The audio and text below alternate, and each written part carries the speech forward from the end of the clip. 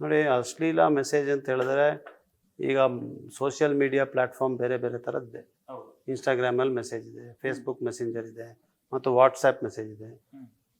ಇದೆಲ್ಲದಕ್ಕೂ ತಾವು ಬಹಿರಂಗವಾಗಿ ಜನರಿಗೆ ಆಕ್ಸೆಸ್ ಕೊಟ್ಟರೆ ಮಾತ್ರ ಮೆಸೇಜ್ ಮಾಡ್ಲಿಕ್ಕೆ ಸಾಧ್ಯ ಆಗುತ್ತೆ. ಫೋನ್ ನಂಬರ್ ತಗೋಬಿಡ್ತಾರೆ. ಆದರೆ ಇದನ್ನು ಬ್ಲಾಕ್ ಮಾಡಬೇಕು. ಮೊದಲನೇದಾಗಿ ಬ್ಲಾಕ್ ಮಾಡಬೇಕು. ಎರಡನೇದಾಗಿ ನೇರವಾಗಿ ಅವ್ರನ್ನ ಸಂಪರ್ಕ ಮಾಡಿ ಅವ್ರನ್ನ ಪ್ರಶ್ನೆ ಮಾಡೋವಂಥ ಕೆಲಸಕ್ಕೆ ಕೈ ಹಾಕ್ಬಾರ್ದು.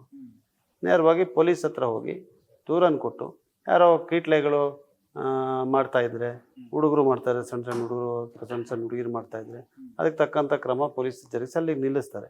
ಆದರೆ ಇದು ಯಾವುದೋ ದೊಡ್ಡ ಕ್ರಿಮಿನಲ್ ಆ್ಯಕ್ಟಿವಿಟಿ ಮಾಡ್ತಾ ಇರೋರು, ಬ್ಲ್ಯಾಕ್ ಮೇಲ್ ಮಾಡ್ಲಿಕ್ಕೆ ಮಾಡ್ತಾಂಥದ್ದು ಇಂಥದ್ದಿದ್ದಂದರೆ ಪೊಲೀಸರು ಅದಕ್ಕೆ FIR ಲಾಂಚ್ ಮಾಡಿ ತನಿಖೆಯನ್ನು ಮಾಡೋಂಥಕ್ಕೆ ಅವಕಾಶ ಇದೆ.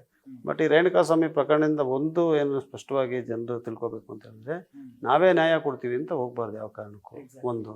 ಎರಡನೇದು, ಸಾಮಾಜಿಕ ಜಾಲತಾಣಗಳಲ್ಲಿ ಬರುವಂಥ ಮೆಸೇಜನ್ನ ತಡೆಗಟ್ಟಲಿಕ್ಕೆ, ನಿಯಂತ್ರಿಸೋಕ್ಕೆ ಅವಕಾಶ ಇದೆ. ಅದನ್ನು ಬಳಸಬೇಕು ತಕ್ಷಣವೇ. ಬ್ಲಾಕ್ ಮಾಡಿದ್ರೆ ಸಾಧಾರಣವಾಗಿ ಗೊತ್ತಾಗುತ್ತೆ ಅವ್ರಿಗೆ ಬ್ಲಾಕ್ ಆಗಿದೆ ಅಂತ, ಮತ್ತೆ ಕಳಿಸೋದಿಲ್ಲ. ಆದರೂ ನಿಮಗೆ ಅವ್ರು ಮೊದಲೇ ಕಳಿಸಿರೋದ್ರ ಬಗ್ಗೆ ಕ್ರಮ ಜರುಗಿಸ್ಬೇಕಂದ್ರೆ ತನಿಖಾಧಿಕಾರಿಗಳು ಪೊಲೀಸ್ ಹತ್ರ ಹೋಗಿ ಅವರಿಂದ ಮಾಡ್ಬೋದು. ಕೆಲವೊಮ್ಮೆ ತಪ್ಪಾಗಿ ಬರ್ತದೆ. ನನಗೂ ತಪ್ಪಾಗಿ 2-3 ಫೋನ್ ಕಾಲ್ ಬಂದು ಬೆದರಿಸಿದ್ದಾರೆ. ಆಮೇಲೆ ನಾವು ವಾಪಸ್ ಹೇಳಿದ್ರು ಅವರು ಕೇಳದೇ ಇದ್ದಾಗ ಪೊಲೀಸ್ನವರು ಒಂದು ಫೋನ್ ಮಾಡಿದಾಗ ಅಲ್ಲಿಗೆ ನಿಲ್ತದೆ. ಸೊ ಈ ನ್ಯಾಯ ದೊರಕಿಸ್ಲಿಕ್ಕೆ ವ್ಯವಸ್ಥೆ ಇದೆ. ಅದನ್ನು ಬಳಸಿ ಬ್ಲಾಕ್ ಮಾಡಿ, ನಿಯಂತ್ರಣ ಮಾಡಿ. ಭಾಳ ಮುಖ್ಯವಾಗಿ ಮಕ್ಕಳಿಗೆ, ಯುವಕರಿಗೆ ಏನು ಸಂದೇಶವನ್ನು ಕೊಡಬೇಕು ಅಂತ ಹೇಳಿದ್ರೆ, ಸಾಮಾಜಿಕ ಜಾಲತಾಣದಿಂದ ಆದಷ್ಟು ದೂರ ಇದೆ. ಯಾಕಂದರೆ ಇದು ಯಾವ ರೀತಿ ನಿಮ್ಮನ್ನು ಚಿತ್ರಗಳನ್ನು ಬಳಸ್ತಾರೆ, ಯಾವ ರೀತಿ ನಿಮ್ಮ ವೈಯಕ್ತಿಕವಾದಂಥ ಮಾಹಿತಿಗಳೇನು ಇದೆ ಅದನ್ನು ಬಳಸ್ತಾರೆ. ಶಾಲೆಗೆ ಹೋಗೋದು, ಕಾಲೇಜ್ಗೆ ಹೋಗೋದ್ರ ಬಗ್ಗೆ ಮಾಹಿತಿ ಕೊಡ್ತೀರಾ, ಗೊತ್ತಾಗುತ್ತೆ. ಆಮೇಲೆ ನಿಮ್ಮ ಚಿತ್ರವನ್ನೇ ಬದಲಾಯಿಸ್ಬಿಟ್ಟು ಎಲ್ಲ ಒಂದು ಹಾಕ್ತಾರೆ.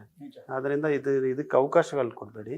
ಸಾಮಾಜಿಕ ಜಾಲತಾಣವನ್ನು ಬರೀ ನಿಮ್ಮ ಗುರುತಿರುವಂಥವ್ರ ಜೊತೆಗೆ ಮಾತ್ರ ಬಳಸುವಂಥದ್ದು ಸೂಕ್ತ.